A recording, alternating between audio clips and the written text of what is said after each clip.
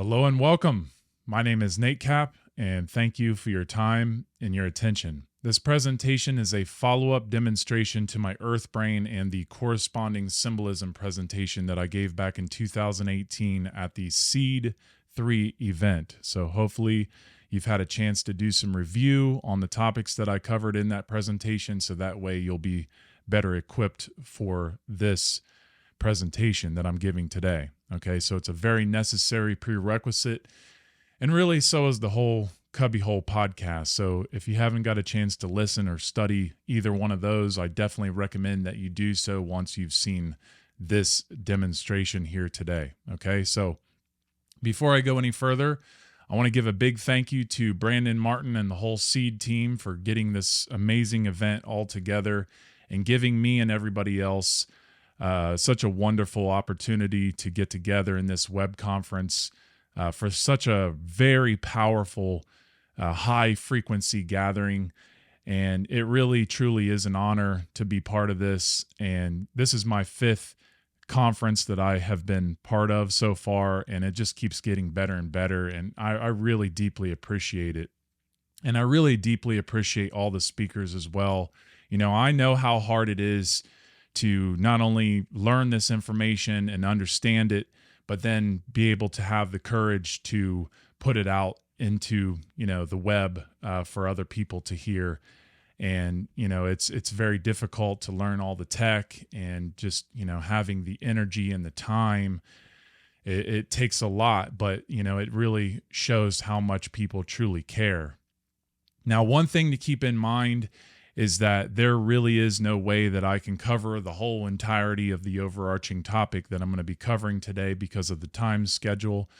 And, I'm just happy to have the time that I do have in this conference. But just please understand that this presentation is in a very, very condensed form. And I'm just hoping to whet people's appetite and inspire the student in you to continue your own deeper research on these topics that I'm going to be sharing today. Okay, so I will be further extrapolating a lot of these topics in the Cubbyhole podcast as well. Okay, so in this presentation, I'm not going to be sharing anything truly new, but it probably will be new to your experience. Okay, it's about becoming conscious of what already is. Okay, what already is in nature or reality or the universe, but, with more clarity and more of an understanding. Now, what I really want to get to the heart of in this presentation is, how to truly symbolically trace out and orient the mind and the heart and the soul and the connection to earth and why it must be done. Okay, so it's a huge spiritual bridge that helps us learn who we are and also fills in the gap between our minds and our hearts. Okay, because it's about dissolving the divide in the world. It's about learning that we're in a dualistic mindset. We're having a war in our mind, and if we can dissolve the divide within, we can project that through manifestation into the world. We can, inspire others. And that's what this whole presentation really is all about. Okay, it is an unfolding science of natural law as well. Okay, and, learning natural law, that is part of, bridging that divide and bridging the gap in that divide within. Now, what I'm going to be putting on the table today is I'm going to talk about the sacred trace, what that's all about. Basically, it's going to be all through the whole presentation. And then I'm going to talk about geometry and sacred geometry, especially. And I'm also going to be talking about the tracing boards, especially one particular tracing board that can help us understand mental orientation and mental disorientation a lot better. Something that everybody should really pay attention to a lot more. And also, I'm going to talk about alchemy, basically through the whole presentation as well, and the spiritual bridge masonry, something I refer to as helping us be able to, go back into antiquity, especially going back to the stellar mythology, the ancient Egyptian stellar mythology, and much further than that. But the stellar mythology is very, very important to understand, especially dealing with Horus, Set, and Shu, which I'm going to get into, and also the Great Pyramids and the destruction of the sacred feminine and the Egyptian string trick, which is really cool. I think a lot of people will really like that. So definitely stay through the whole presentation and you will definitely see something very beautiful with that revelation. And also the Egyptian goddess Ma'at, how important that figure is in understanding natural law or morality. And also, I'm going to get into the symbol of the number 7. Okay, so there's a lot to cover in a short amount of time, and I am going to be moving through a lot of this material pretty quickly. So just really try to stay with me, okay? Now, this is what I'm going to be building my presentation off of, which is Earth Brain 1 and the corresponding symbolism, which I kind of already just mentioned earlier. So hopefully you've had a chance to check this out and do some review. Now I'm going to just jump right into the material. The sacred trace is so important to understanding everything if we're going to really go back into antiquity to understand our origins and understand why things are the way they are, okay, within ourselves and in the world. So the word sacred has a few meanings that we really need to familiarize ourselves with. And the first meaning says regarded with respect. So this is about something that deserves attention and deep observation. That's what people really need to remember about sacred, okay? So it also means holy, which is, this is about something being pure or whole, something grand, something that can't be corrupted or hasn't been corrupted. And then, think about the circle, just the perfect, circle. The circle can be holy, pun intended. Sacred can also mean connected with or to the creator or, connection with intelligence of the universe. It's about something being connected to all of us or all that is or all life. And sacred can also mean worthy of veneration, which is really all about having the highest form of respect or reverence for something so powerful and so pure, especially something natural in nature, like a force of a wave or thunder or lightning or sunlight or sun warmth or the stars. The list goes on. Now, trace, and that's all dealing with elemental powers, okay? Now, trace means to follow in the sense of a course. So to follow or pursue through a process or sequence. It also means a track or search, which means to observe or investigate or trace the footsteps of something, to track something out.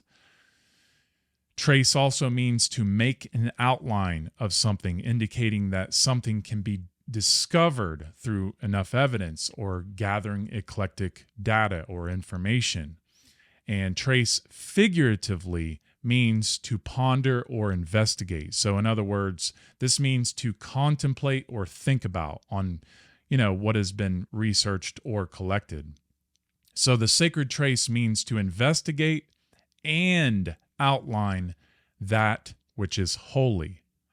Okay? So to search and observe and follow back to something pure and whole. Basically, to distill information into a big picture of connection and understanding. It's about getting back to pure forms, which helps us arrive closer to source and be able to connect the dots. Now, when I was a child, I used to sometimes get a picture of an animal or a cartoon character, and I would take a thin sheet of paper and I would begin to trace the image out. And this was something that I was told many times, that this was a form of cheating. And it is to some degree, if that's what you rely on in order to learn how to draw or express. But the way that I looked at it when I got older was, I realized that it was an action of tracing something out in order to understand the form and the idea behind it, and it would expedite the process, because then once I traced it out, I realized that later, after I had traced it out, my memory helped me be able to draw the same thing and not have to even look at the image, so I could do the whole image without even looking at it. Okay, and that's about burning the image into the mind, burning the information into the mind. So that's why tracing in all its forms is so important. Even when someone's speaking,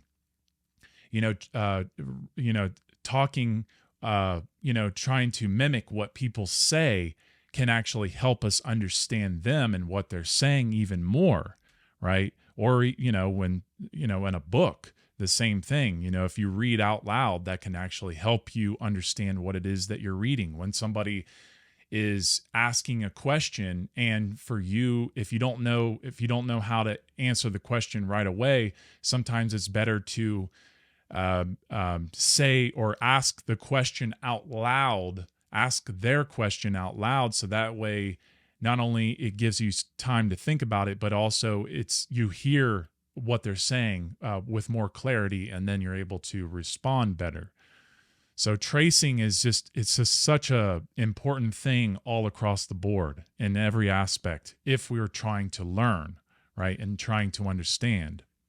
So we trace in order to learn and understand. And to trace upon something like the flower of life is to trace out creation in order to not only communicate with source or nature, but to learn and understand the self and nature herself a lot better. So it's about, raising consciousness. So we trace in order to understand and appreciate the design of the universe and how to operate within it. And in the mystery tradition of Freemasonry, especially esoteric Freemasonry, this is called tracing upon the trestle. And I'm going to get into that. Now, being a spiritual detective and investigator is what this is all about. Okay, it's the gift of being able to trace out the truth of self, or just the self in general. Okay, so it's about tracing the inner being in order to understand what's really going on in the self and in the world that the self operates in. Okay, so one thing that can really help us understand this sacred trace a lot further is what I refer to as the spire path. And this is something that I broke down in my Oculus presentation at the Funnel 3 Trivium conference earlier this year. But just as a quick reminder, the spire path is it's a method in which one uses knowledge of the point within a circle and spiral symbol in conjunction with each other in order to correspond and understand the unfolding path of natural law and truth. Okay, so if we really want to understand what the point of all this truly is, then this is what we must understand. Okay, symbolically, of course. And it will definitely help us understand this presentation too. So definitely make sure to check this presentation out if you haven't done so already. And it's definitely worth going back to do some studying, so that way you can really understand that this is a vital key to all the mysteries. Okay. Now, I think it's also really important to understand this word retrace, which means to trace back to a source, or to get back over, or to go back over, or to go over or along again, often in a reverse direction. Okay, so think about this spiritually as a spiritual investigator. Okay, so it's about going back into antiquity to understand the origins, so that way we can understand where things may have went wrong or may have evolved. Okay, so it's really, and that is about understanding the self. Okay, so for hundreds of thousands of years, the irrepressible moral man of antiquity has preserved knowledge of self in symbol for progeny and posterity, for future generations to have a chance, to have a fighting chance in evolution. And this was done as the greatest form, the greatest act of agape, the highest form of love.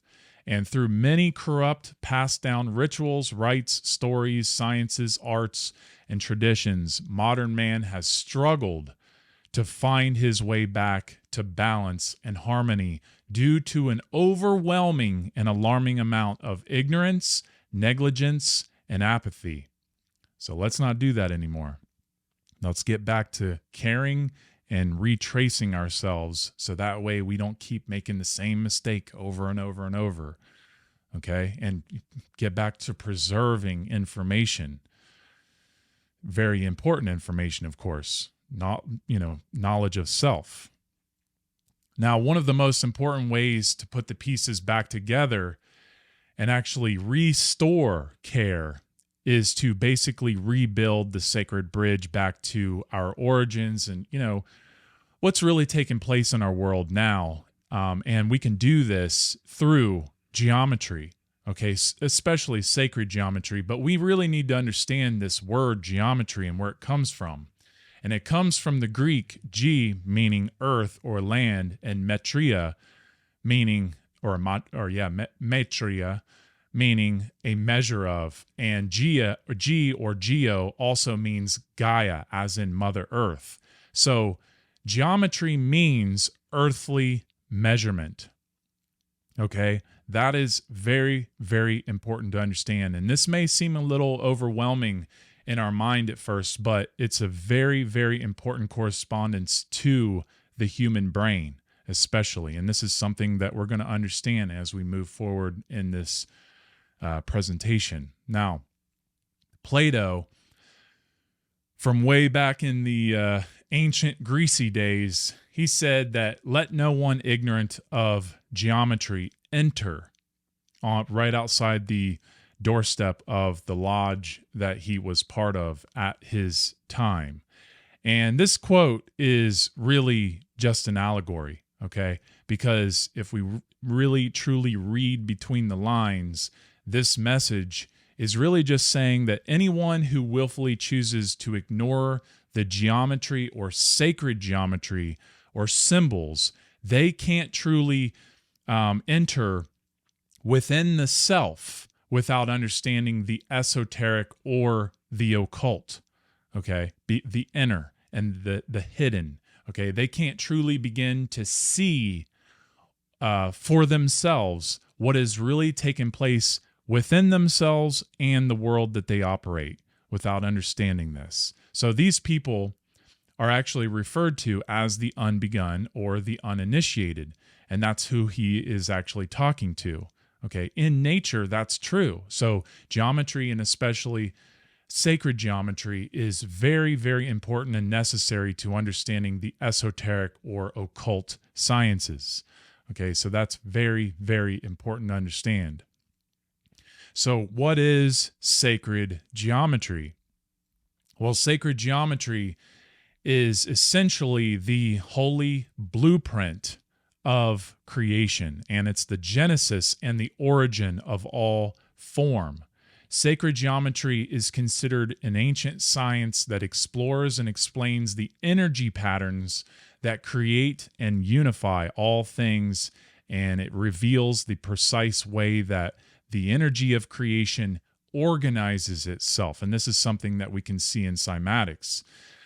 But it is said that every natural pattern of growth or movement comes back to one or more geometric shapes, because this is about helping us, it's about teaching us that we must get back to pure forms, and we can understand this through symbols and even numbers as symbols.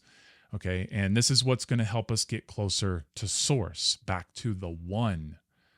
So think about that. Now, geometry is the universal language, and it is discovered and used by man to connect and communicate with the intelligent fabric of the universe. It is a non-man-made system built within nature that allows man to discover the self and reunite with true sovereignty. Now, one of geometry's greatest known explorers was Pythagoras. And Pythagoras definitely should be mentioned when talking about geometry or sacred geometry.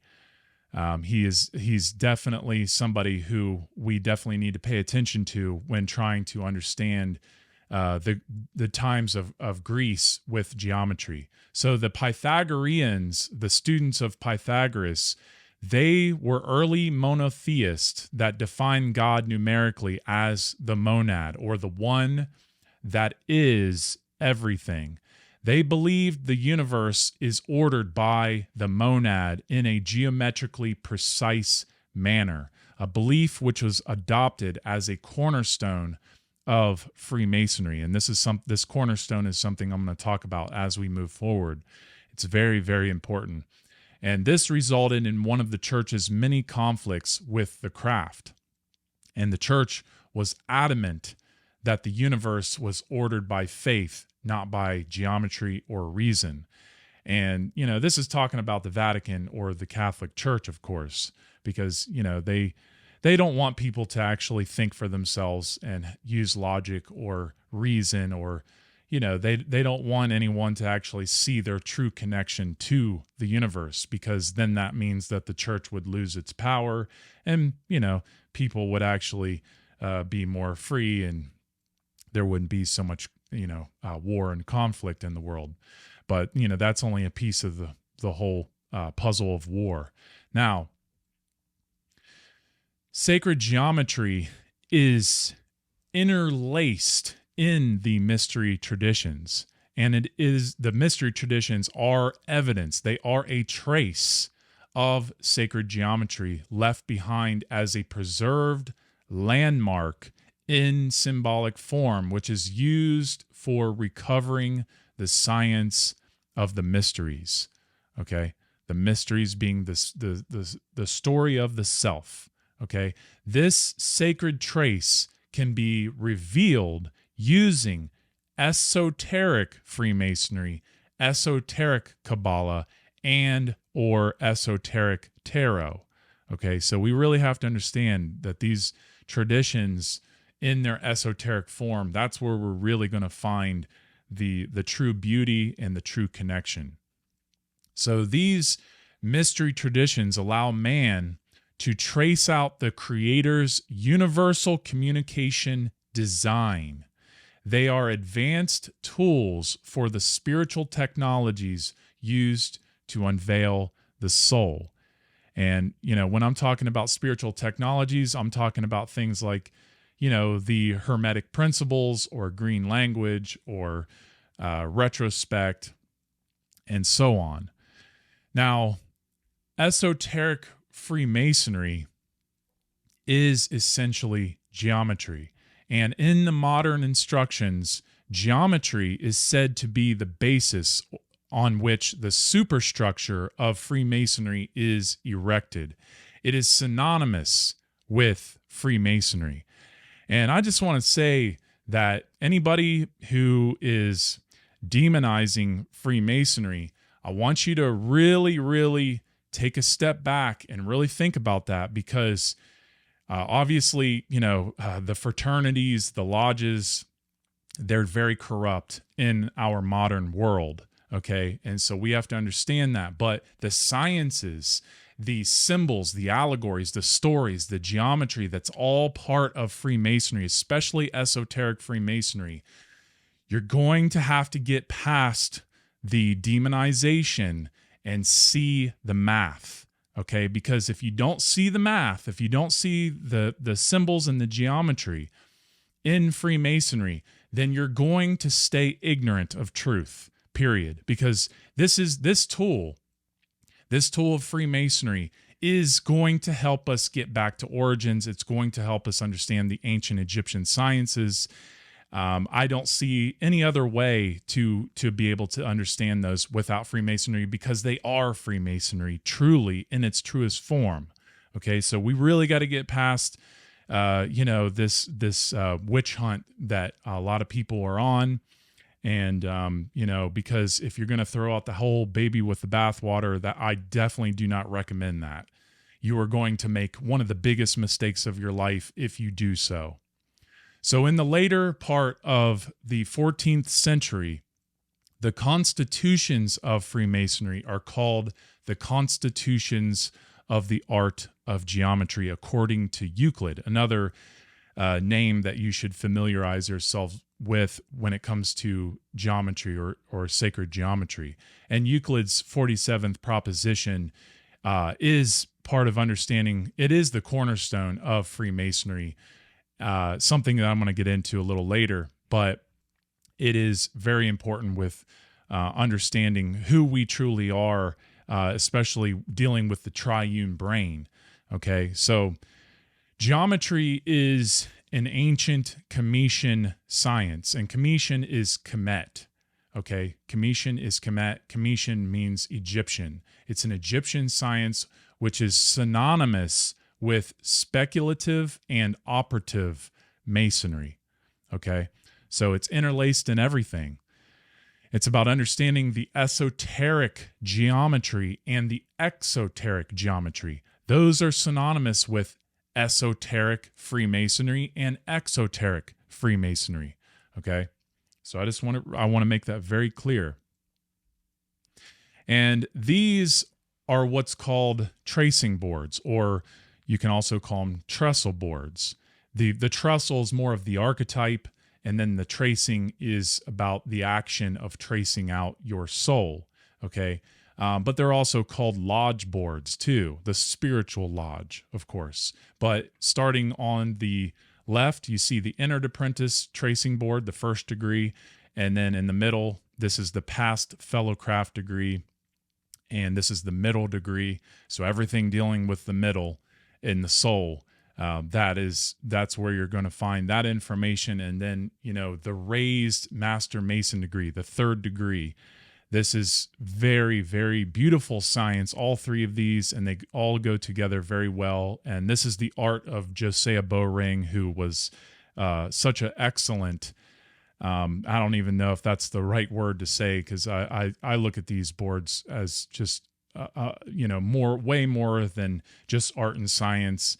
They are one of the most beautiful correspondence pieces of art that I have ever used to understanding who I am, and understanding who we truly are, and what's really going on in this world. And yeah, Josiah Bowring is a master Masonic artist, and I definitely recommend studying these boards because they are going to help us trace ourselves out. That's what they're meant for. And yeah, they can be used for evil. Absolutely, they can. Okay, but the thing is it's a science. The symbols themselves are not evil inherently, and they're not good inherently. They just are, and they can help us understand things. This is a bridge science right here, and we're going to see how that works as I move forward. Now, this is the mystery tradition that I'm going to be using mostly, especially this board, okay? And this is what's going to help us understand the sacred science of the earth brain in correspondence to our human brain, okay? It is a very helpful, useful tool to recovering much of what has been lost since the early stellar mythologies, okay? or the stellar mythos. So this is the first degree tracing board of Esoteric Freemasonry. And this is the initiation degree. To be an initiation just means to start, okay? To start your journey. That's all it means. And it is Solomon's temple, the temple of the soul of man, the sun and moon, okay? And this is about a raised spirit, okay? To help find our soul and raise our spirit. So internally, this is an allegory of the self, okay? So this is the art and science of tracing out natural law and the soul. And this orientation that we see here, this is what reveals the correspondence of self to the North and the South Pole in equipoise. And it truly is a very necessary and deeply important way to trace back into remote origins of the Masonic institutions, and it's a connection to the ancient occult systems of initiation. Okay, symbols are how we're going to do this. Okay, you can get as upset about that all you want, but that's how we're going to recover so much of what has been lost in our history. That is about helping us put ourselves back together and, being more pure, be more free, because that's what purity really is freedom. Freedom is being a pure human being, and if we're a slave, then something is missing, something is wrong. Okay. The pieces are scattered. That's how we have to look at this. And we also have to look at this tracing board on its side in this orientation, which reveals the correspondence of the earth, the seasons, and the zodiac. So orientation is key. And what truly is orientation? I think that this slide right here is one of the most important pieces to resetting ourselves into nature right here, okay? Because the actual definition of orient means the direction east. It also means rising. Okay, so think about what is east and what is rising. And this is something that the ancient Egyptians definitely stored in their mythology for hundreds of thousands of years as a direction of light. So it is part of the horizon where the sun first appears, right? So the greatest tool of all, the imagination, along with the science, the knowledge, this allows one to orient the mind or direct the mind towards the thing pointed towards. It allows one to point the self into alignment with times, places, and people. So it's about orienting the mind using the imagination to place the mind in the direction of rising light. Okay? Because it's about understanding evolution. It's about knowing where east is in order to find all other directions, because east is equivalent to light.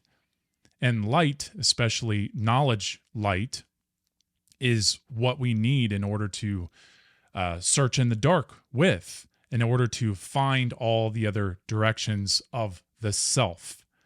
Okay? So we're going to learn this through the earth. Okay? The earth is what teaches us something about ourselves because it's a correspondence. And this is all this is a very beautiful spiritual science and spiritual lesson, okay? Because this is about our connection to earth. It is one of the most beautiful, deep correspondences that anybody could ever understand, okay? Now, this is very important because orientation is everything. It is so key. Okay, and I'm going to talk a lot about orienting from here until the end of the presentation. And it is extremely important that we stay. This is where you're going to have your full attention, because orientation is everything. It's a direction. So think about direction spiritually.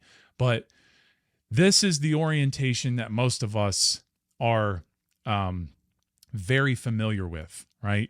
And the reason is because of this globe model, this map, okay? This spherical map. And I would assume that everybody listening has had one of these or seen one of these in one of their classrooms as, they went to school. And this is really important because now we're going to talk about association, orientation, indoctrination, which is essentially public education, okay? And this is very crucial to really pay very close attention to. So we really have to pay attention to the orientation that most of us have been taught, because it really has an important twist when we go further into the research and into the orientation.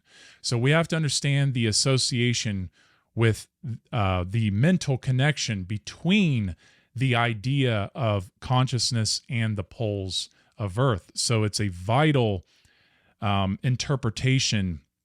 It's vital to see the orientation, to see the association, and how we view the Earth in our minds in correspondence to our brain and consciousness. Okay, so really think about this. And I'm going to really try to explain this as thorough as possible. And it is really important that we see this way of orientation to really understand what I'm deeply explaining in this whole presentation. But there's a problem if we stay solely in this perspective or this orientation. It's not corresponding properly or in a holy way, which I'm going to explain, okay? But before I get into that, we have to understand the indoctrination of this orientation. Now, what I'm not saying, okay, really pay attention to this. What I'm not saying is that this way of thinking is completely wrong. But what I am saying is it's a portion of the whole picture, and therefore it is truly holding humanity back from being properly, mentally, emotionally, and spiritually connected to things like the moon and the sun and the stars and the planets, and especially Earth, and really each other.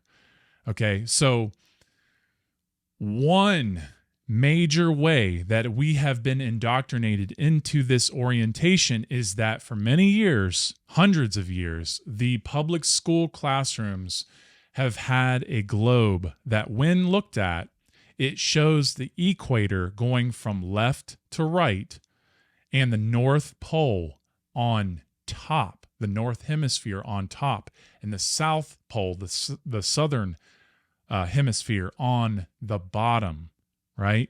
Now, as we see on the left with the human brain, this association and orientation is symbolically how we express the raising of consciousness. So up represents the direction to raise consciousness towards, right? Which is associated with the north direction on the globe. Okay, I want you to just keep paying attention back and forth between these. And base consciousness is associated with the downward direction.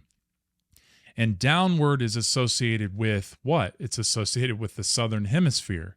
So the range between low consciousness to high consciousness is gauged between up and down, or down and up.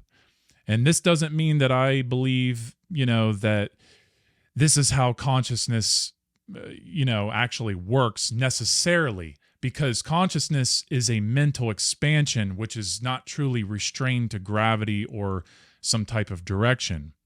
However, I do know that consciousness is directly symbolically measured with gravity in the sense that gravity is the material law. It's associated with material law. And raising consciousness is akin to spirituality, which is the law of levitation. It is the law of rising or raising.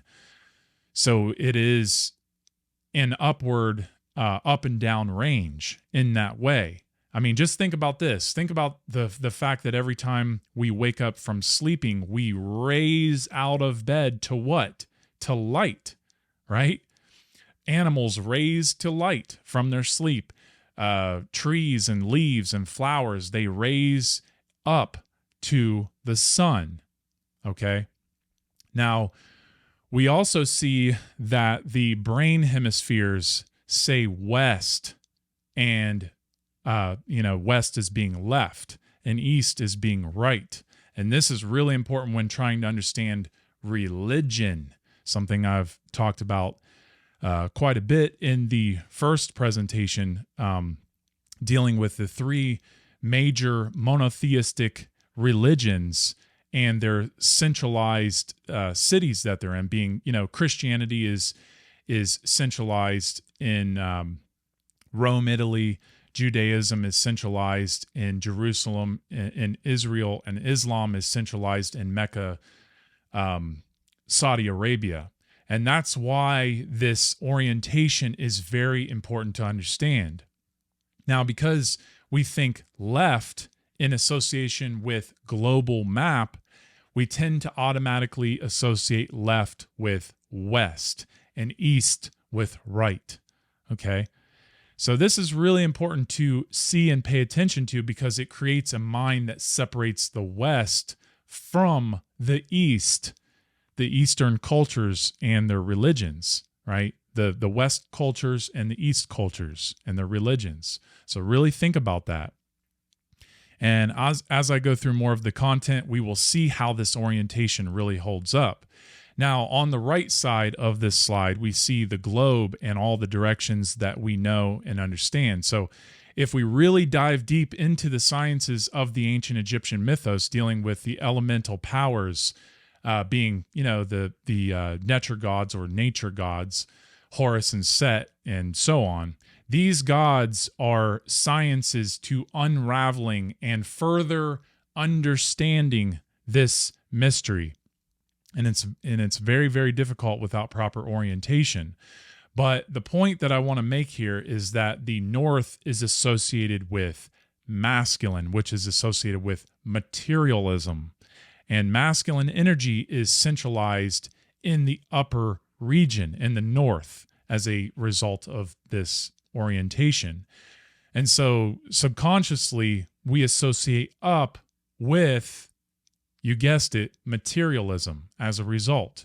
So think about that very, very deeply. And the sacred feminine is associated with the spiritual realm. And when we're in this, mentally in this downward direction in the subconscious mind, it puts the spirit, the spiritual, below the material. And that is not the right orientation. And this is associated with the southern part of the world. And again, as I move forward, we're going to see how this all starts to make sense. And remember this, I'm not demonizing anything in nature. Nothing in nature is inherently evil. We have to understand that it's all our ignorance and our associations and our orientations. And if we can, get back to alignment, that's where we're going to really start to see the beauty. So just really keep that in mind and keep these directions and associations in mind, all right? So really pay attention to the hemispheres of the earth in correspondence with the hemispheres of the brain. Now, looking at the globe that we have been brought up to observe in this orientation, let's pay attention to the latitude line, because this is what we're taught about the equator as the horizontal. Okay, we look at the equator in a horizontal way because that's how we're looking. You know, if we're looking at the horizon, okay, that's a horizontal line. Okay, we associate, that's why horizontal has the word horizon right in it. The the horizontal, the horizontal, right? Because it's a horizon line. And yes, the word horizontal has the word Horus in it, the Horus zone.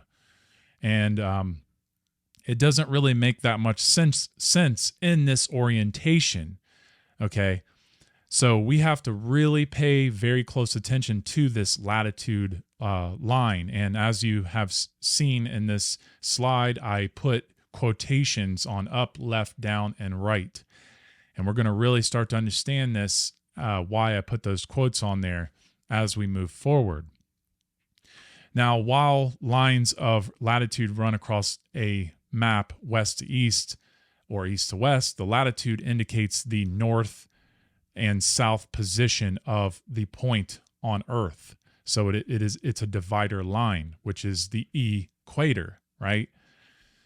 So really think about this. Think about our hemispheres in correspondence to the Earth hemispheres in this orientation. It doesn't properly align, right? The reason is because the west and east parts of the world are not hemispheres necessarily, okay? Especially in regards to the poles. There's no east or west poles, right? So we have to understand that the east and western parts of the earth with respect to the sun and moon and stars, they're always seemingly moving to the right or east direction. And this is what causes our perception of the sun to come from the eastern direction, right? So this is about becoming oriented. We're trying to orient ourselves, but this orientation is very disorienting. And it's really important that we understand this condition in our mind. And here's what this orientation can really help us understand. And this is a slide from Earthbrain 1 with the 3 major religions. And this is vital to see and contemplate. We have to recognize that these 3 institutions are energy centers that correspond to our brain. Every one of us in the whole world, we're all affected by this. All 3 of these religions are Abrahamic religions and are truly everywhere in this world. But they are each mostly spread out in the religions or in the regions we see here on the map. So Christianity is mostly a Western religion. Judaism is more of a Central or Middle East religion. And Islam is more of a Eastern religion. Okay, so these institutions are very, very powerful and very influential. Okay, because they're using a lot of beautiful knowledge in their teachings. Okay, and that's what gets people pulled in.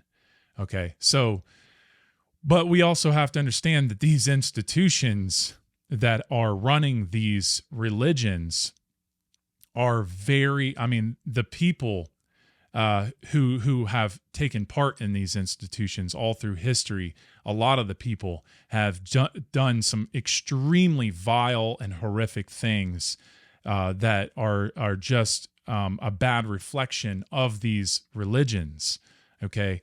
And that's why a lot of people don't like these religions, because so many people have been massacred as a result of what these religions have done, or, the people who are associating with these religions have done. It's not the religions themselves that is the problem, though, okay? And, this is something I've stated many times, is that it's not Christianity, it's not Judaism, it's not Islam that is the real problem in our world. It's religion itself in the individual that is the real problem. It's moral relativism that is the real problem.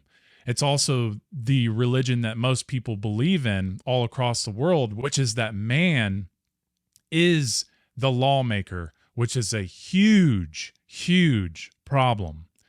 Religion means to bind or thwart from forward progress in human evolution. And the institutions driving these major religions are teaching people to join their religion based purely on faith rather than logical learning and critical thought or questioning, especially.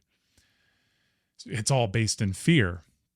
And it's a belief or, faith system it is a religious system. That's what a belief and faith system are. They are religious systems. But the point is to notice that on this map, north is where? It's up in our minds, which is a male dominator materialism world. And this is and also just keep in mind, this slide was this was symbolic of the world as a brain, especially the back of the brain. So I just want to make that clear. This is not how I believe the world actually looks. This is just a symbolic way of understanding or expressing the earth as a brain, and kind of, like the earth overlapping the brain, just to point out where these religions take place in the brain and on the earth. So it's a very sophisticated mental installment that keeps us collectively enslaved to man as the lawmaker, because it's all about maintaining the belief in authorities and residing in materialism. And it's about instilling the fear of some type of deity into the masses, into their minds, through institutionalized religions that are backed by lots of violence and coercion. And it's basically all social Darwinism, essentially. Okay. And let's not forget about the atheists too. Atheists, they don't need a supernatural belief system. They directly believe in man as the lawmaker. They believe man is, the highest. And whether anyone understands or believes me or not, atheism is a true religion. Why? Because it holds the self back from evolving consciousness. Okay, it's a stagnant, selfish prison that really just doesn't have real intelligence, especially with these atheists who stay atheists. These people who they're not really trying to find truth. Now, when I was younger, when I was a little teenager, I was raised Catholic. Then I became an atheist in my teens for a little while, but it was more so just because I was skeptical, and I realized my skepticism wasn't so healthy. And then I started to strengthen my skepticism, and I started to realize there's a lot more to the picture. And I wanted to be, I knew honesty was what was going to bring me to the truth. And it's a very dishonest approach to truth if someone resides or stays an atheist. I understand why people go into atheism, because religion is, especially these religious institutions, they're so visually destructive, and their beliefs in things are what make that happen. And it's very, very dangerous. So we really have to stay oriented and understand that these religions are designed, or manipulated more so, to keep us disoriented, okay, which makes for an easier slave to control, okay? So, but, also I want to make mention that, the one true religion, there is a true religion, and I personally believe that truth is the one true religion, because it is the thing, when we're honest, it is the thing that binds us to something pure, because that's what truth is. It is that which is. Okay, it's here now, and it has been. Okay, and it's not going anywhere. Now, here are some very important definitions of what being disoriented actually means. So the first definition states having lost one's sense of time, place, or identity. Okay. Well, time, place, and identity has everything to do with connection to earth, the earth brain intelligence. So just think about the orientation of location, your place on earth, and cycle measurement, being time, and your identity, which is absolutely about your alignment and internal balance as a human being. It's your oneness with the universe and the earth. Okay, so then the next definition states confused and not knowing where to go or what to do. Yeah, if you don't have direction in life and proper orientation, then of course a person in this state will be confused on what to truly do, not only with themselves, but they're not going to know where to go to truly understand their place and their connection in this world within themselves. This is why people mostly turn to religion, because they're tired and lost. They're confused. They're disoriented. Okay. And religion tends to, help people find some kind of orientation, some kind of connection. So the next definition states having lost one's sense of direction. And this is due to obfuscation of information. And this is, knowledge that has been occulted, or, let's be honest, it's most people have lost their sense of direction because they don't read, they don't research, and they don't really truly listen with their heart, their moral compass. Okay. So one of the best ways to keep the mind enslaved is to keep it disoriented. Okay. So to keep it scattered and truly ignorant to truth. And from what I have really learned in my research about the dark occult or the dark priest class, is that they will go to extreme lengths. They play things so close to the chest in order to keep people's minds in a directionless, mindless box, to keep them disoriented. And it is my humble opinion that they really don't have to even try keeping people's minds in this disorientation. Most people, they just seem to not even care at all about their master-slave relationship or what's really going on in the world or in themselves. They just don't seem to care at all. So it makes it very easy for these dominators to keep most people in a state of disorientation. And in this presentation, what I'm doing is I'm really doing my best to clear up a lot of this disorientation. Okay. It's not, it's not an easy task, but the dark ruling class has really made it very difficult to, not only be able to, gain the knowledge and find the knowledge, but also it is not easy to find the energy or the tenacity to really put all the pieces back together, because we don't have the time, we don't have the attention. Our attention is taken here and there and all over the place, and we're all working so hard every day just to put food on the table and have a roof over our head. But we have to make time. We have to sacrifice the things, our lower desires, if we really truly care to put these pieces back together. So you could look at it like the Egyptian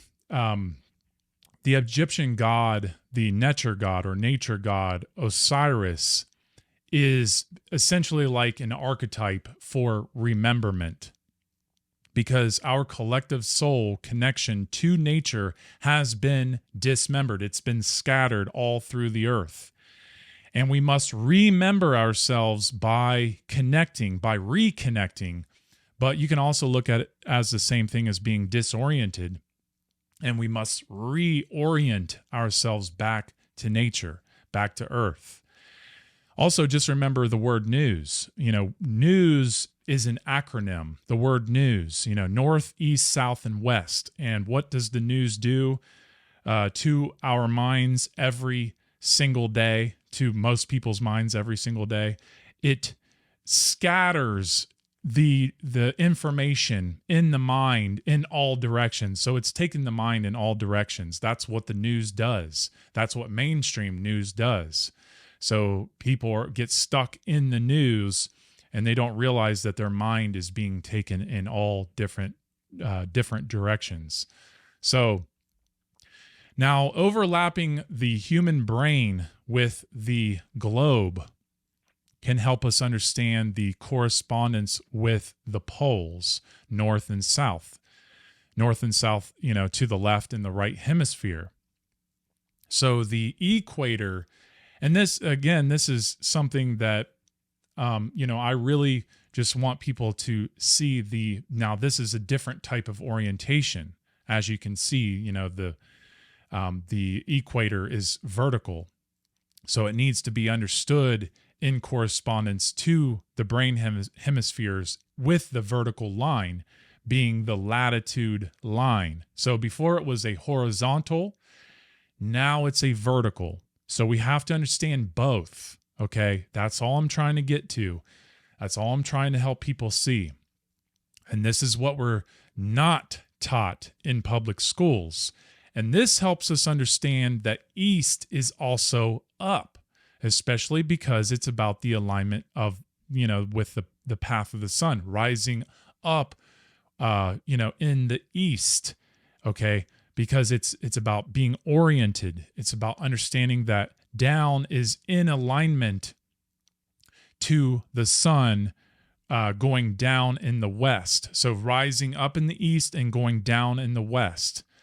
So the left hemisphere becomes, or is connected with the north hemisphere, and the right hemisphere connects with the south hemisphere. And the way that we're really going to truly understand this is becoming conscious of the ancient Egyptian hero science dealing with the solar, the lunar, and the stellar cults or mythos or mythologies, especially the stellar mythos, okay?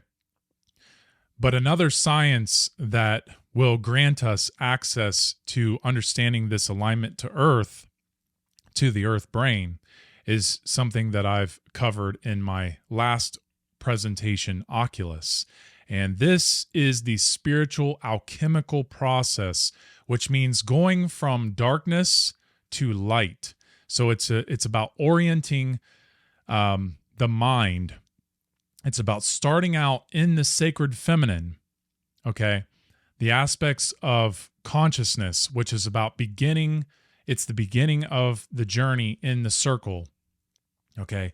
And then working our way towards the point, or towards the central pole, which is, akin to light or law or truth, okay? So this cone symbol is a three-dimensional symbol of the point within the circle, which is what we see in the top right.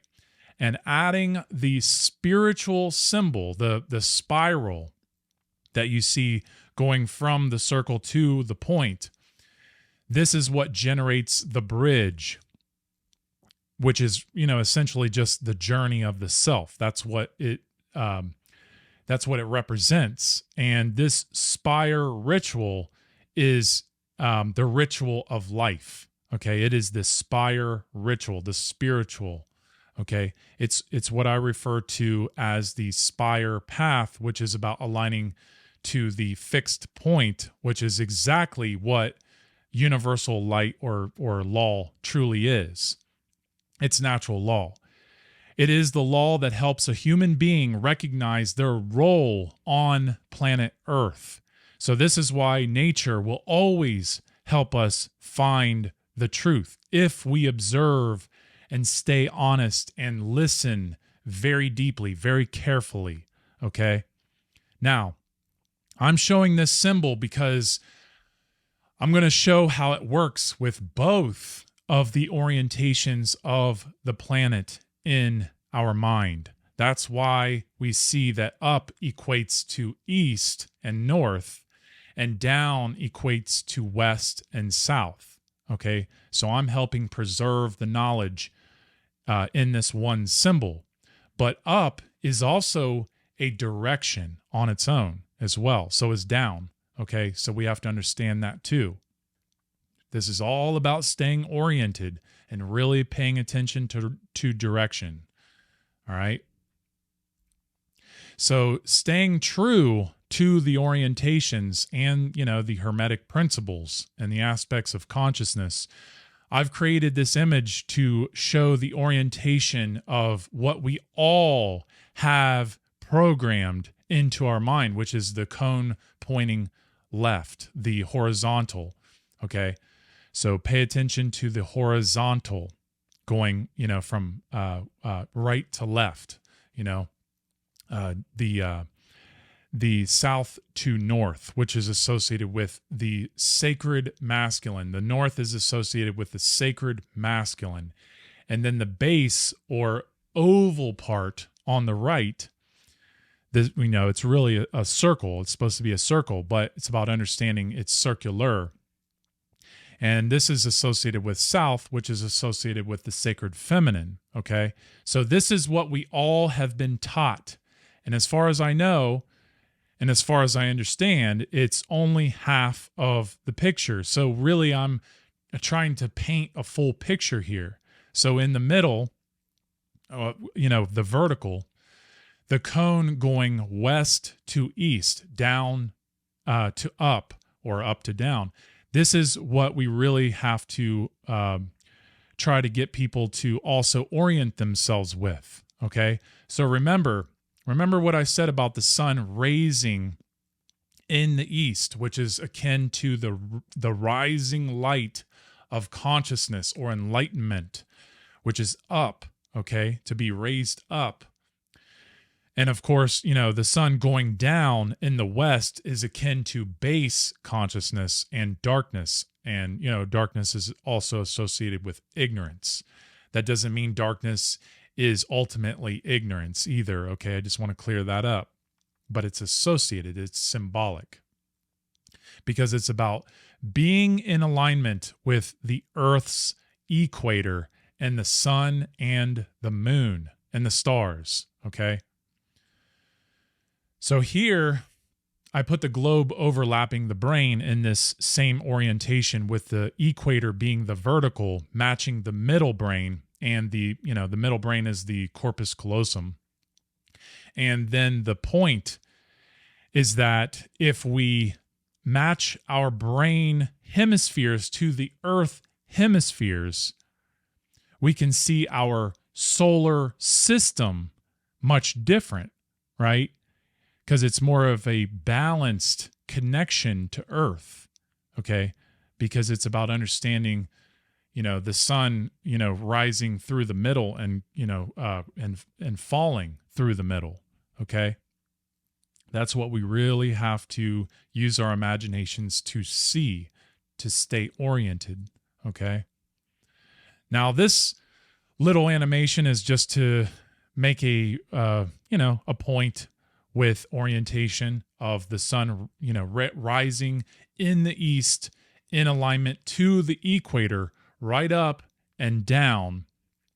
And like I just said, and this orientation helps us understand a balanced rising light correspondence a lot better. Okay, so we can see that, when we align our brains or orient our minds with the hemispheres of the Earth, we can really start to see more of a symbolic way of, the rising light of consciousness within. We can see the center, okay? It's a mirror, okay? It's an occult mirror. And the ancient Egyptians, they understood this science very, very well. And I'm going to really open this up as I go further, especially dealing with the Cometian gods or elemental forces in nature, okay? Now, the danger of orienting the mind and brain west to east or east to west, what happens is the material mind, the masculine, rises over the over the spirit, over the sacred feminine, the spiritual, which is a solar doctrine, including the Abrahamic religions that I talked about earlier, which is a corruption of early solar the solar mythology. It's a corruption of that solar doctrine. And we are taught to look at the globe model map, and think in this way, with the top hemisphere on the top, or with the top left brain hemisphere at the top being, the left brain dominance. Okay, that's what it's associated with. So it is a condition of seeing the map the way that we have, and it's burned into our mind this way, this orientation. Okay, this is the way that we view Earth typically. So this is a control system of the solar system. It's a solar cult system. And this is something that Douglas Martin demonstrated very well in his earlier presentations dealing with the Mythos. I highly recommend looking into his work. Now, on this topic. Now, here is the orientation that most people are used to regarding our solar system. So this orientation alone is half of the picture that we understand, and it keeps the human brain correspondence in a west to east or east to west modality, okay? So with, the up as north. It keeps the left brain hemisphere thinking in a dominant position because it's a correspondence. It's corresponding to the northern hemisphere, the upper region. Okay, that where we orient the northern region as the upper region. Okay, so this is why I said that the Earth brain in part 1. Earth Brain 1, that we are living in a solar cult system. We're living in a polarized, hijacked solar system with the sun in the center, right? Okay, that's how we're all taught. So the sun is solar. Okay, think about that. It is a solar matrix installment. The whole system is a solar matrix installment within our mind. But it doesn't have to be a bad thing, okay? And it's truly not in nature. The solar system is not a bad thing in nature. It's just the way that it is installed into our mind that becomes a problem, okay? Because we're swayed in a disoriented way of seeing and thinking in this system. So one way of viewing our solar system that is really powerful, if we look at it from a different perspective, is really what I'm trying to express. And hopefully this is going to help us see the parallels a lot clearer. Okay, so here we see the vertical orientation of our solar system, which is what helps us understand the correspondence of the rising and setting light to base and rising consciousness. The rising light of consciousness. So it's about orienting the brain hemispheres to the earth hemispheres, which generates a balanced perspective. Now, this is a very important slide because the ancients deeply understood the spiritual world, and they preserved beautiful sacred sciences in the mystery traditions that I talked about earlier, being, Tarot, Kabbalah, and Freemasonry. All of these traditions teach alchemy, which is all about going from dark to light, or base consciousness towards the direction of enlightenment. And the Vedic teachings of the chakra system, which we see on the right with, all the different colors and the energy centers of the body, this is what helps us understand light frequency to help us understand the original chakra system, which is made of 7 energy centers. And if we look further into the tradition of Kabbalah, then we will really start to understand our direct connection to the planets and the sun. And that's what that tradition can really help us understand. Okay, and I'm not going to get into that right now, but just understand, this is all about, and this whole model that you see on the right, this is the geocentric model, because it's about putting the green frequency right in the middle, because the middle is associated with the heart, and our heart is associated with it's green. It's the green Anahata heart chakra, and it's associated with the green of our world, the green frequency.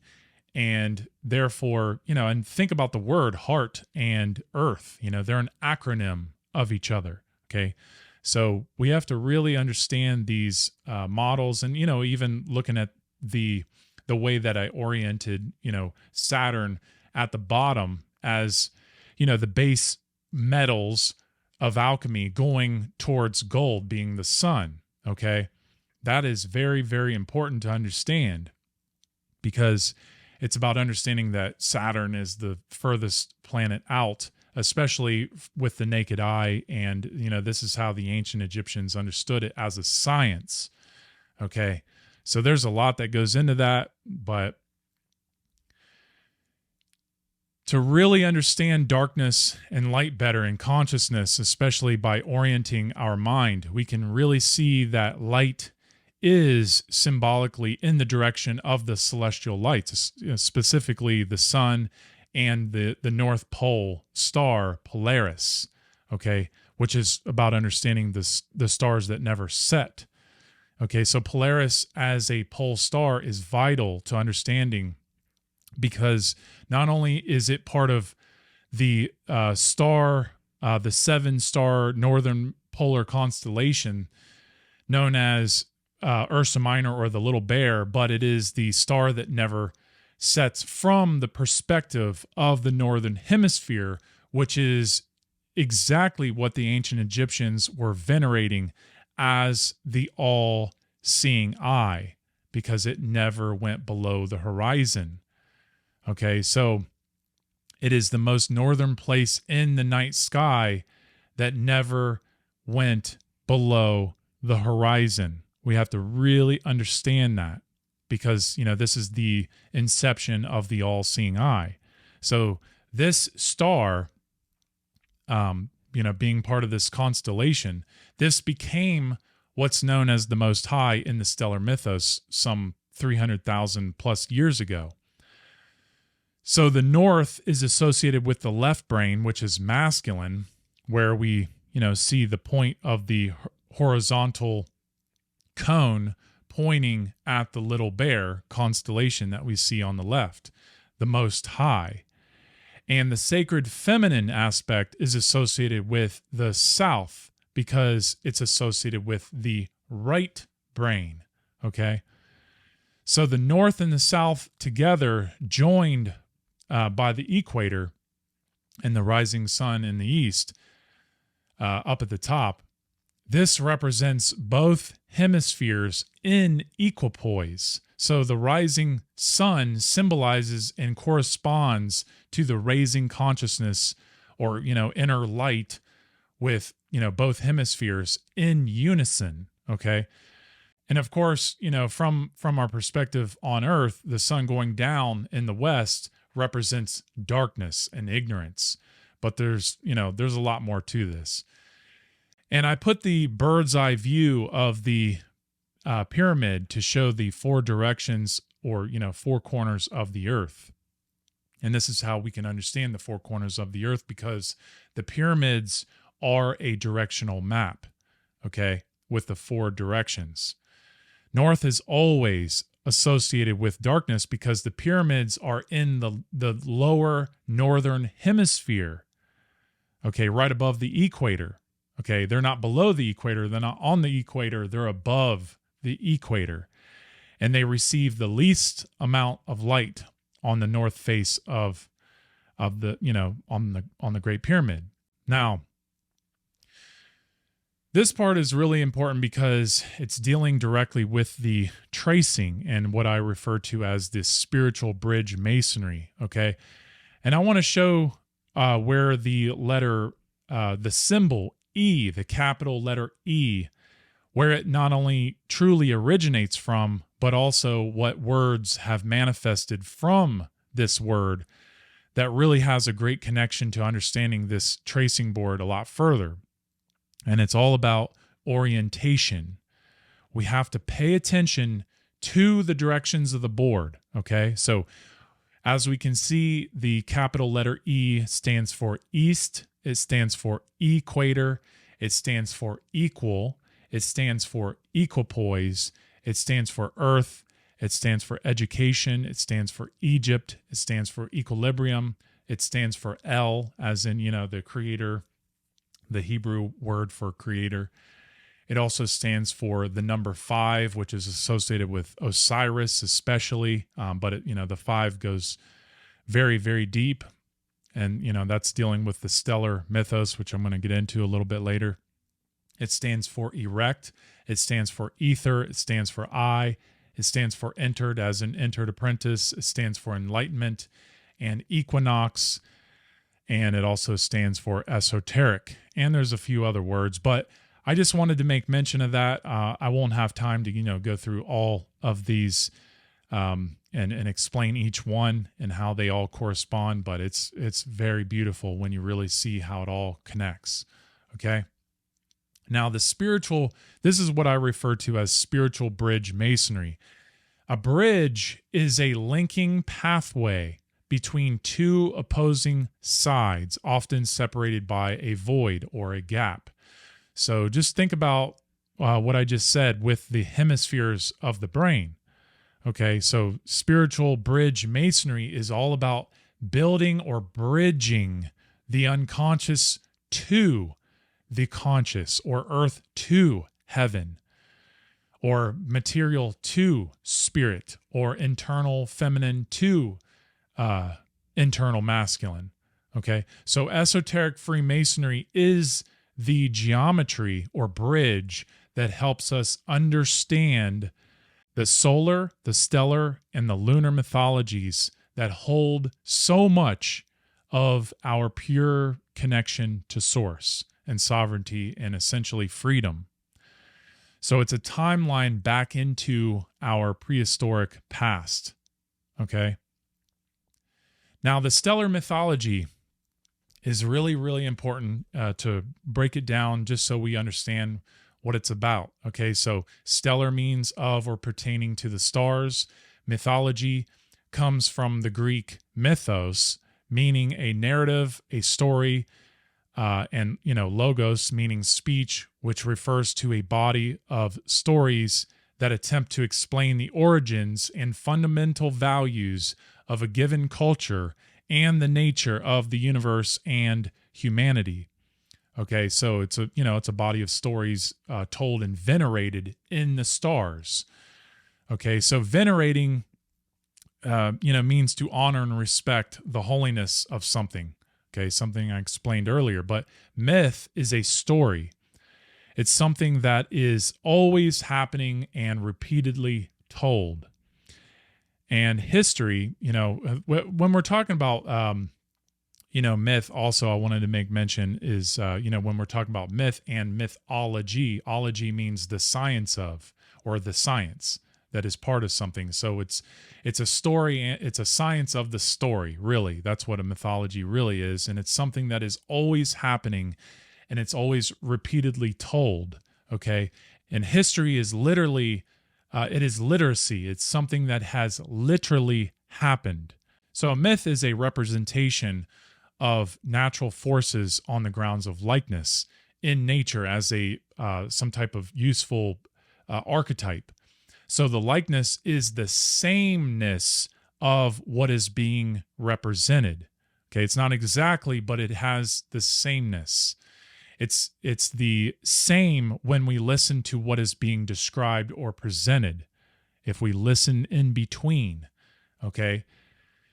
And once a myth is literalized, once it's romanticized or even anthropomorphized, it begins to lose its original meaning and the knowledge that is contained within the myth or within the stories, it becomes obscured, and really it will become ultimately lost if we don't, if we neglect the information and forget about it and become ignorant of it.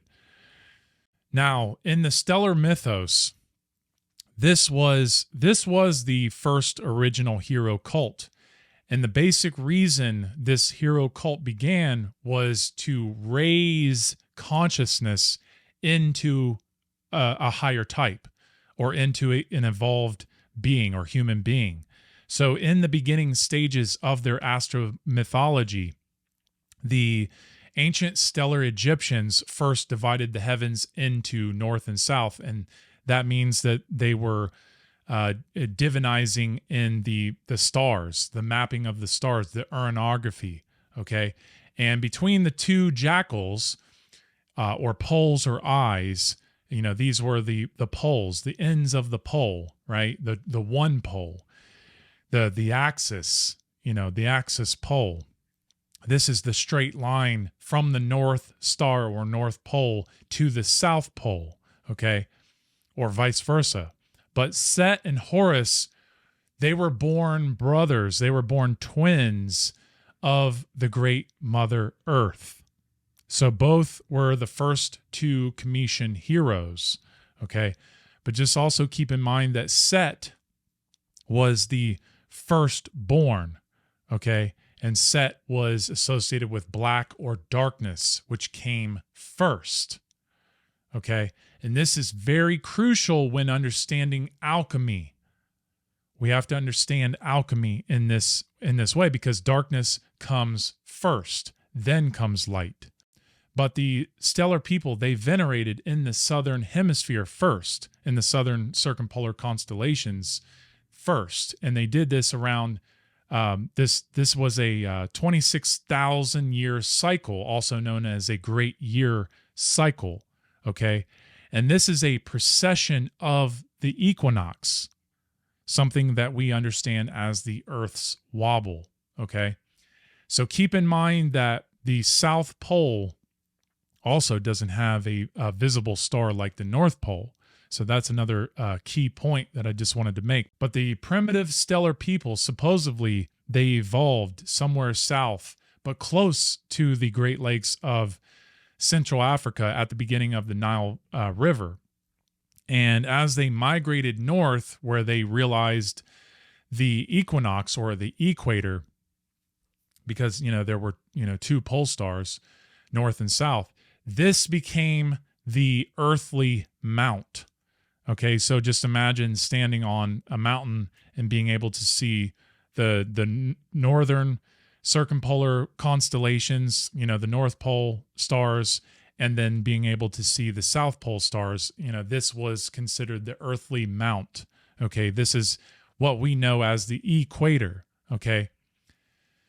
So this is about understanding that from their perspective at the equator, this is where the North and South Pole stars never set, especially understanding the North Pole stars, okay, because they were more visible. So looking at the two-dimensional line, it is a symbol equal to a pole with two polarities being the North Pole and the South Pole.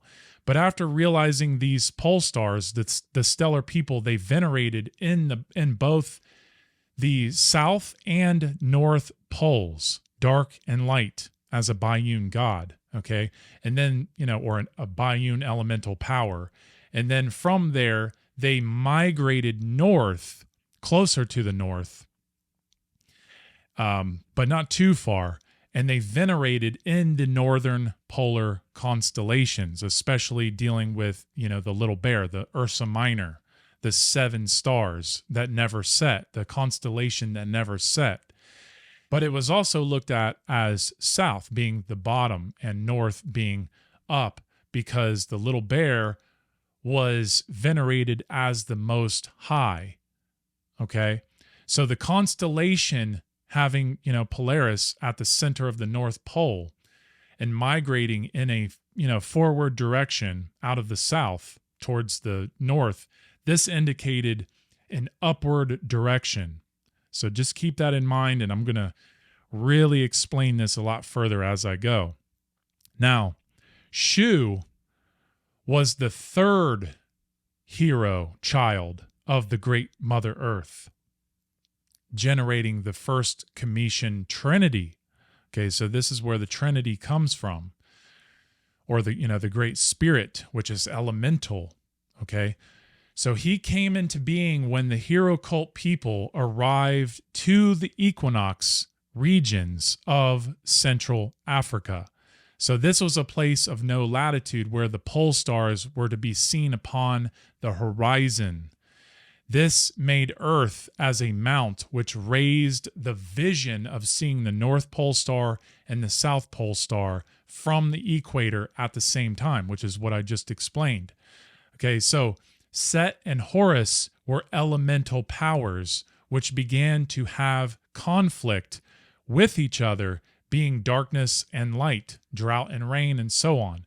So this struggle or conflict has basically lasted all the way through all the three hero cults, solar, lunar, and stellar. Okay, so the god Shu is so important in what I explained earlier, because now we have a elemental power. We have a god, a science, part of the mythology that helps us understand what these ancient Egyptians were trying to help preserve at the equator, okay, with these poles, because Shu became the arbiter of the two brothers at the equinox, giving the northern division to Horus and the southern division to Set or Set in the phases of, both the celestial and the terrestrial. Okay, dealing with the stars and dealing with the night sky and dealing with the earthly realm, okay? Also, a Trinity wasn't really created until the elemental nature force of air or wind or breathing force, which is, the spirit. And this was divinized or expressed as a panting lion. And this panting lion was named Shu. So the lion was a zootype of Shu, okay? A zootype being an animal, okay? So an animal representation on the grounds of likeness. So this became the first Trinity, which was an elemental first, okay? It was totemic. It was expressed with the nature elements. So this third hero of the stellar mythology represented raised spirit and balance and unity between the North and the South Pole. It was considered the Great Spirit, or the Great Spirit. So just to add more clarity on this elemental force or god Shu, if anybody has seen the Milky Way at night, they know that it is an enormous, beautiful arch cluster of stars, right? And if you haven't seen it, you have to go out where there isn't so much light, and you got to check it out. It's extremely beautiful. But this was venerated as the goddess Nut or Nut. Okay, so this is what Shu represents, holding up or uplifting. So Shu raises the north and the south in equipoise. Okay, so on the photo on the left, we see Shu in the night sky separating or lifting up Nut from Seb, and Seb is the god of earth. Okay, so we really have to understand, this the night sky with Shu. And then we see the figure of Shu raising the heavens from earth on the right side, upraising Nut from Seb in the day sky. So this is the equator or the equinox. Now, using the first degree tracing board again, I just want to show how using the knowledge of the North and the South poles with, this mythology and overlapping them with the knowledge of the symbol of the first primary Trinity, being Sut or Set and Horus and Shu. This is the early ancient Egyptian science of self. And the modern esoteric Freemasonry, the tracing board, this is what helps us trace this science out. Okay, it truly is ancient Freemasonry. Okay, so we have to understand that these two zootypes, Horus and Set, Horus is on the left, being the white hawk of the day sky, and Set or Sut is being the black raven, the black bird of the night sky. Okay, so they associated Horus and Set with the white bird and the black bird. Okay, that's really, really important because it's about storing the information into zoo types. And they were the first two zoo types that the ancient Egyptians associated with night and day sky, okay, or black and light, or darkness and light. So the North Pole was granted to Horus, which is a masculine aspect. You know, light is masculine, okay? And the South Pole was granted to Set, which is the feminine, the South Hemisphere, which is associated with darkness. Okay, so it's all a really beautiful science when you really start to understand it and really see it for yourself. So this is about understanding the language of the birds, which is the nature language, which is synonymous with green language. Okay, so this is about understanding also totemic sociology. This is the science in its pure form, and it's not only, you know, what brings humans together internally with nature, but naturally, okay? So all this science of self is about mastering the day and night, or light and dark, in equipoise, okay? So it's about raising consciousness and finding equilibrium. And these ancient sciences help us understand our deepest connection to all the celestial bodies, including the sun, the moon, the planets, and the stars, because it's a correspondence. It's also about, you know, what helps us understand our connection to the terrestrial, being Mother Earth, or the Earth Mother. It's all very, very, very, very deep scientific sacred geometry. So I just wanted to show this symbol that I have overlapped on the tracing board, which is known as the point within a circle embordered by two perpendicular lines. And these two lines equal the north and south poles and the solstices, okay? And this symbol essentially helps us understand Shu as the balancer, being equilibrium, aka the spirit raised. And that is exactly what has happened to a human being that has done the internal work, you know, on the left and the right brain functions of consciousness. Okay, so they become balanced and therefore raised. That's what it's about. Now, what does it truly take to begin to make this happen? It takes care. It takes willpower, right? And care is a sacred feminine component to our drive to want to unite ourselves within. It's divine and internal in all of us. It's feminine in the nature because it takes openness and compassion and intuition and emotion and heart and time and attention. These are all largely aspects of the sacred feminine, okay, and consciousness. Now, I just wanted to show this orientation on its side as well, just to, you know, help us understand Set, you know, at the bottom and moving north into the light. Okay, so this is more of an alchemical way of understanding the south and moving into the north. Okay, so we have to understand the orientation in both ways. Now, why were the pyramids built? And, you know, a lot of people get stuck in who built the pyramids and how were the pyramids built, which are very great questions. But the ultimate question is why were they built? Because that's really the only thing that truly matters.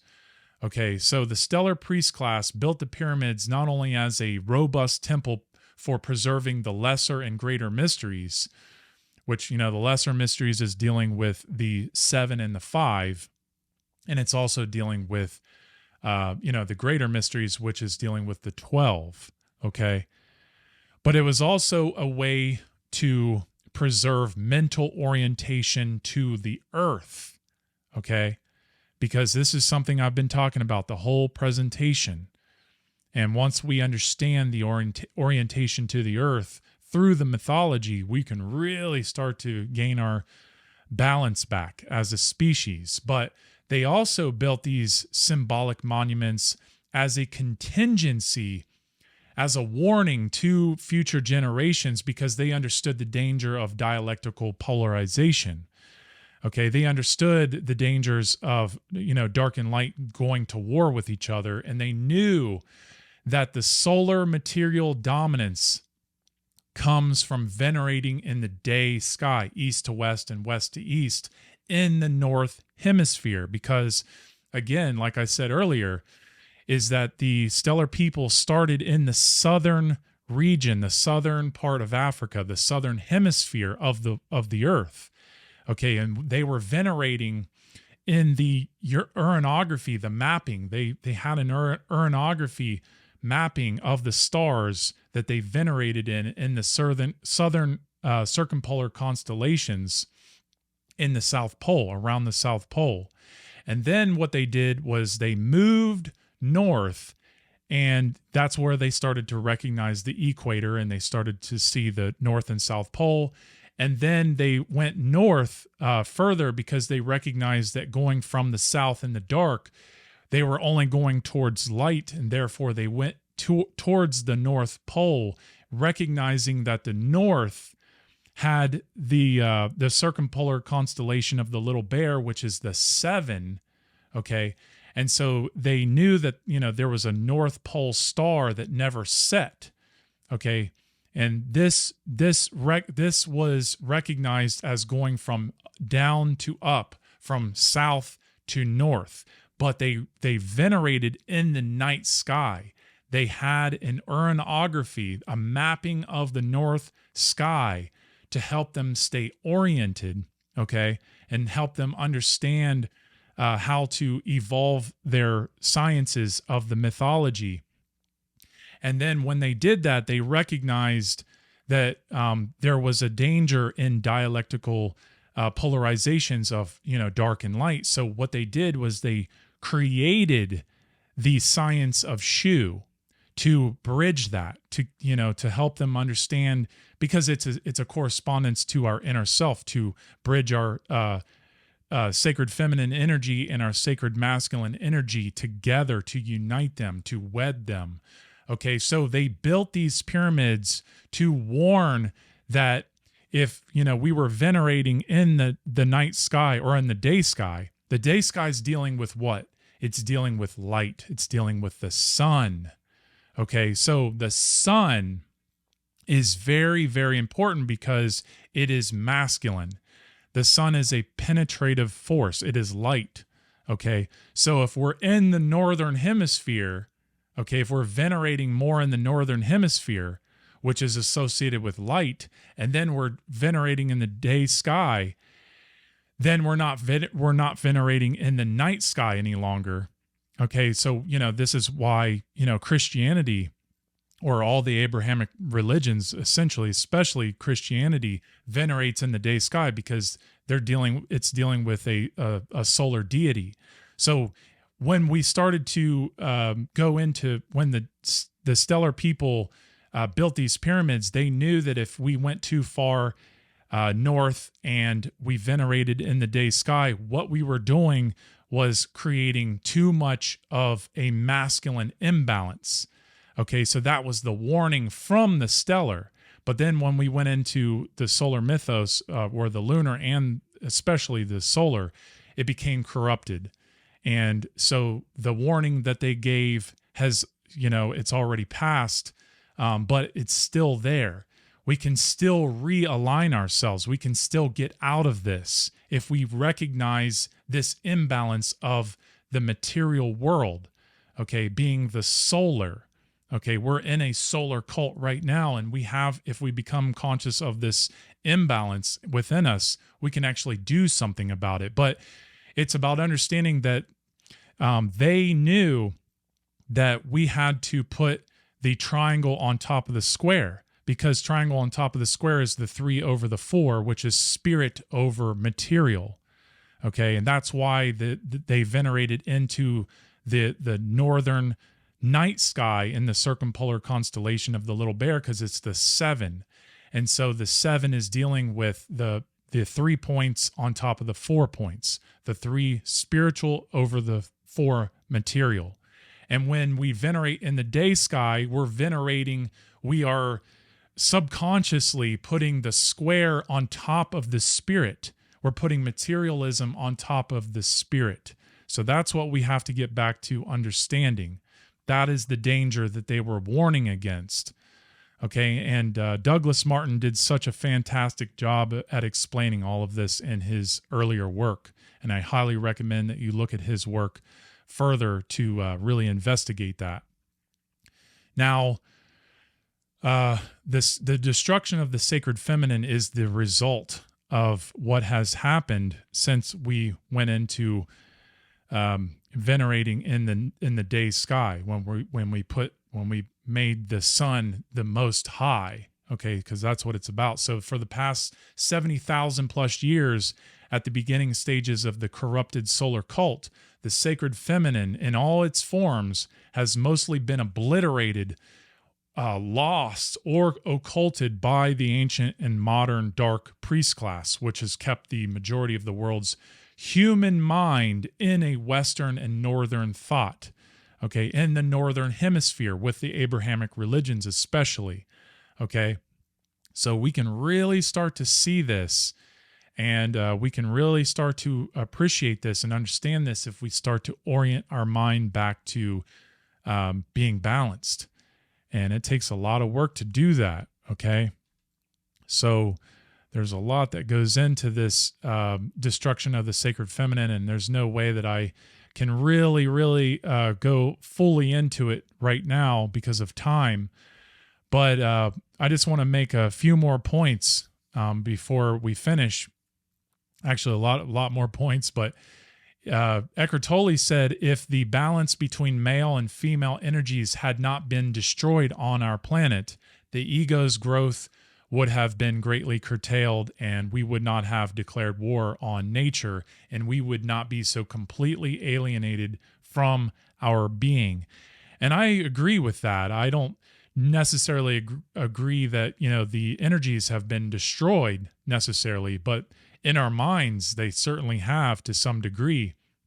And the materialism of the patriarchy of, this being in a more left brain dominated world, this is the ego growth. Okay. So we have to understand that, because ego is associated with the masculine energy within all of us, female or male, it doesn't matter. We all have the ego within all of us. And that is a masculine component to our brain as a survival part of our brain. It has its good parts and its bad parts. Okay. And we have to recognize, when the ego is in control, then, we have to understand this is part of the controlling the extant. Now, I really wasn't going to waste my time with this, but because it's dealing with the earth brain, I really wanted to just share this real quick. And I really hope people understand where I'm coming from with this, because this is this flat earth psyop, the flat earth psychological operation, is a destruction of the sacred feminine. And it is part of understanding the solar cult prison, or the solar mental patriarchal prison within all of us. And this is just to further, the flat earth psyop is to further that prison in people who have, taken to this psyop and haven't recognized what it's actually doing psychologically. So it's about subverting the mind to subconsciously remain enthralled, enslaved in materialism and patriarchy, okay, in the mind. So this man-made ideology negates sacred feminine aspects by excluding the southern hemisphere, ridding the curvature, and solely centralizing the North Pole. Okay, just remember, the sacred feminine is curvy, right? And if you flatten that, that's, that's one of the aspects that, you can't get rid of in nature. And this is Mother Earth. Mother Earth is curvy. Okay. So we have to remember that.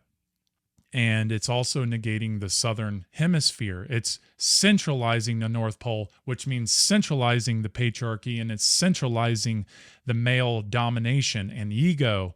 And it was a pretty sophisticated psyop. That I've been able to disprove this psyop in more than 15 or 20 different ways, and this is one of them. And this is, to me, this is the most important thing that you could recognize about this particular psychological operation. Okay, we're not flat-brained.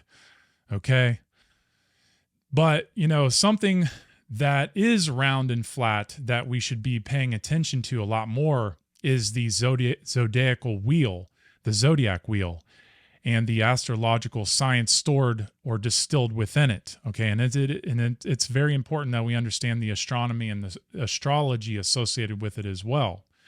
Now, this is something really powerful and cool that a lot of people can try at home. And it is called the Egyptian string trick, dealing with the 3-4-5 ratio, something you can learn from the Euclid's 47th proposition, or it's also the Pythagorean theorem, part of that. Okay, but this Egyptian string trick, if you take a string, somewhere around a yard long, and you tie 12 knots equidistant from each other, and you get, 3 pegs or 3 pins, like push pins. And you once you get those knots all tied, you find the 3 in the middle. Okay, just look for the 3 in the middle and make sure there are, you have the directions, north, south, east, and west. And what you're going to do is you're going to take the 5 spaces at the top and find the end, and then you're going to make sure that there's 4 spaces at the bottom, and you're going to take both ends of the string and you're going to tie them together and pin them. You're going to pull them all the way to the west direction. And this is where the trick is revealed, or reveals, the magic happens. Okay. And the magic can only happen if all the knots are equidistant from each other, but you'll find a right angle triangle. And this is something that the ancient Egyptians, they knew how to do this trick in order to find perpendicular, the perpendicular being the horizontal and the vertical. Okay. And they did this with rope. They did this with chains. And this is the way that they built. Okay, this is what they built with. All right. So tracing out the 3-4-5 ratio is going to, doing this Egyptian string trick. This is what's going to help us understand the origins of right and wrong through geometry.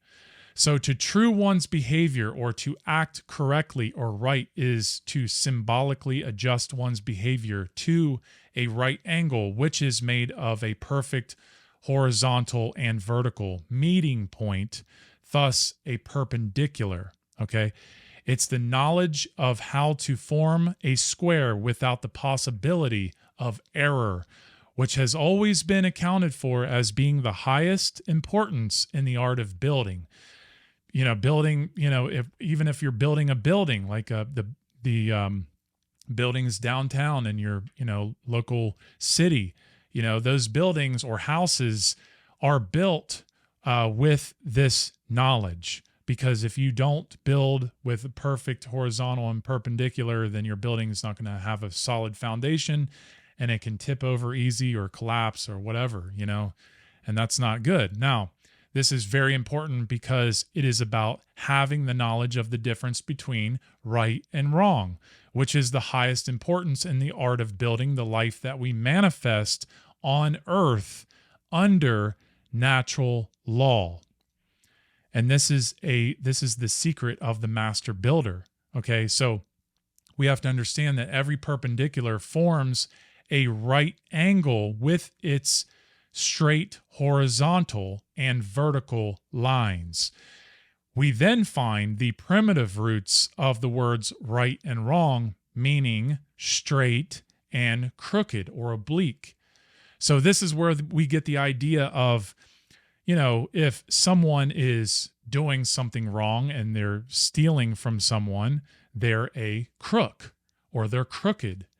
So it's about understanding that it's crooked or crook is associated with bad behavior, with wrong behavior. Okay. Now, this is what the emblem of truth looks like. And this is associated with Ma'at, the Egyptian goddess Ma'at, and the sacred cubit and the 24-inch gauge. And this is all dealing with ancient Masonic science or ancient Egyptian science, however you want to call it. It's all geometry too. Now, the 24-inch gauge or cubit of justice, is the hieroglyph that we see here with the straight line with the 45-degree cut at the end. And this has the phonetic value of Ma'at, which is primarily indicated that which is straight. Okay, that's what Ma'at means. And it was the name given to the instrument by which the work of every craftsman, every builder, was kept straight and governed. Therefore, was bound to the Egyptian word Ma'at. The square or right angle as an emblem is geometrical and not mechanical in its origin, and it dates back to the ancient Egyptians, in whose solemn processions the priest class carried the cubit of justice, by which perpendiculars, right angles, and squares might be laid out, and its form being that of one arm of a square, with the inner end cut to a 45-degree angle, which is half of a right angle. Okay, so this is half of a Masonic square. So the square was an emblem of moral uprightness, because being a right angle, it deviated in no respect from a true horizontal joined to a perfect perpendicular. Okay, so it's all about our behavior, and even think about Ma'at, who weighs the feather against the heart. The feather represents light. So if the heart isn't light or as light as the feather, then you can't pass through the underworld. Okay, and that means, not being moral, not being straight, because it creates an unstraight line in the scales. Okay. Now, this is really, really awesome, especially for the student who has studied these tracing boards. You will notice that the ancient Egyptian string trick, or the 3-4-5 ratio triangle, the right angle triangle, actually fits it's encrypted in Josiah Bowring's first degree tracing board in Solomon's Temple. And this is the cornerstone of Freemasonry. But you can see that the 3 initiates are part of the 5 spaces in the right angle triangle, going from darkness at the bottom to light at the top, and the light at the top is where the 5 and the 3 meet.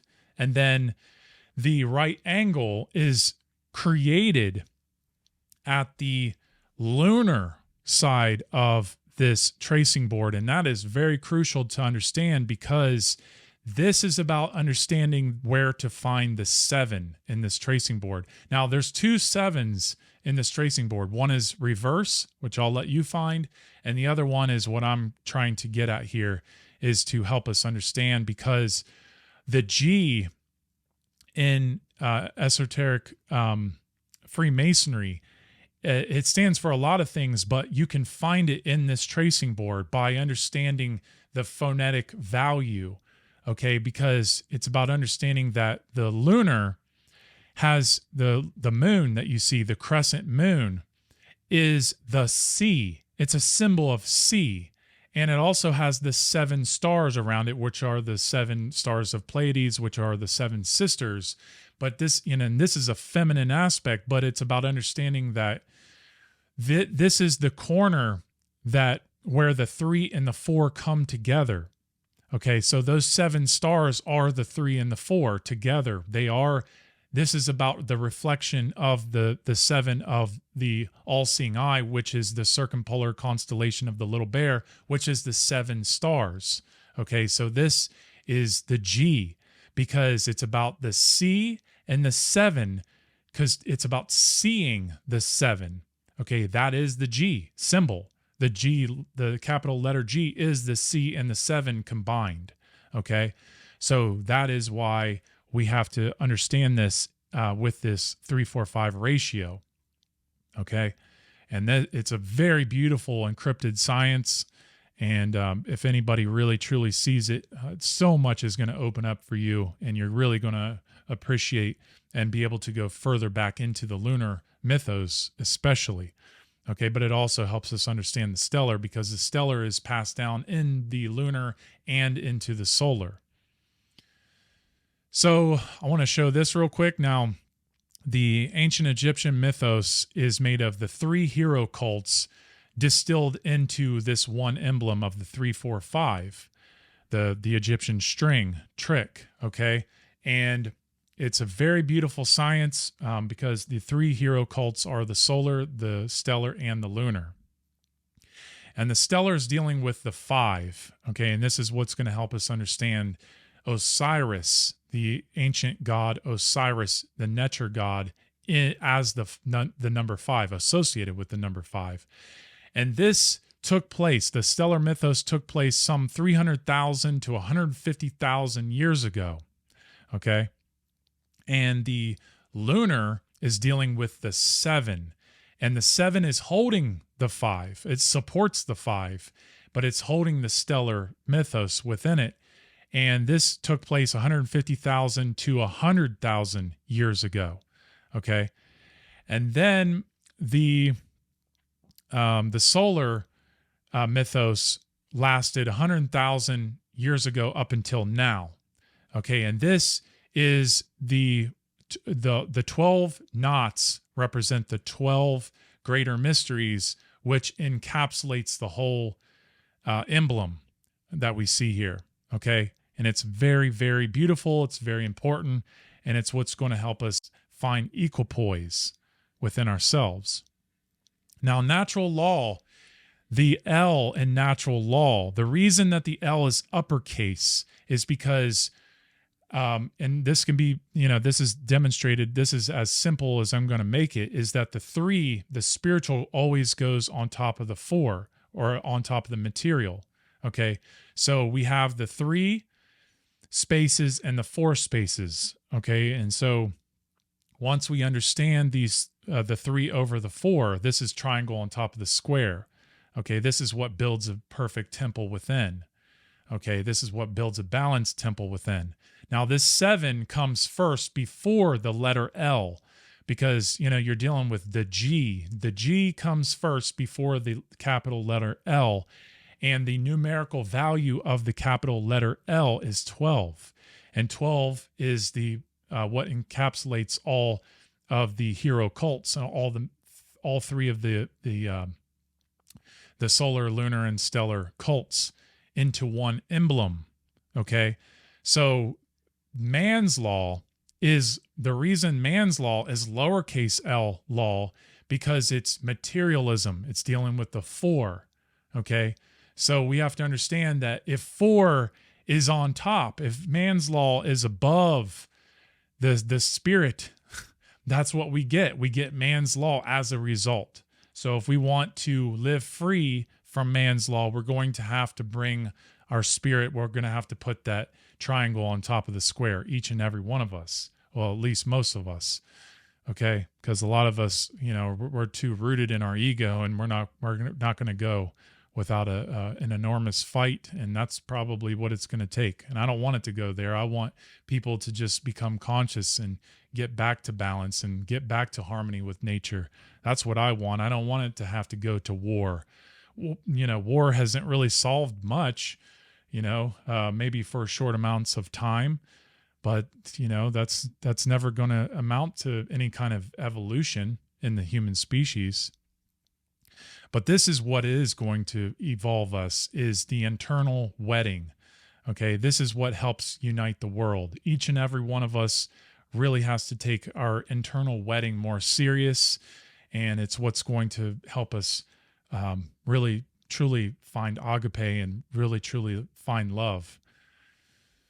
And this is what it's going to take. Care is what it's going to take. And I have given you a lot of my care today. I have shown you where the care really is. Truly, if you really want to realign yourself, this is what it's going to take. And there is the green in the middle, the heart, and the key. Okay, the key to all of this. And, this is a symbolic way that we can understand this. And symbolism is what's going to help us restore not only care, but balance and spirit in the world. It is truly the equilibrium to find care. The true enemies on planet Earth are ignorance, laziness, and apathy. Conquer them and watch the divide in you and the world dissolve. Thank you.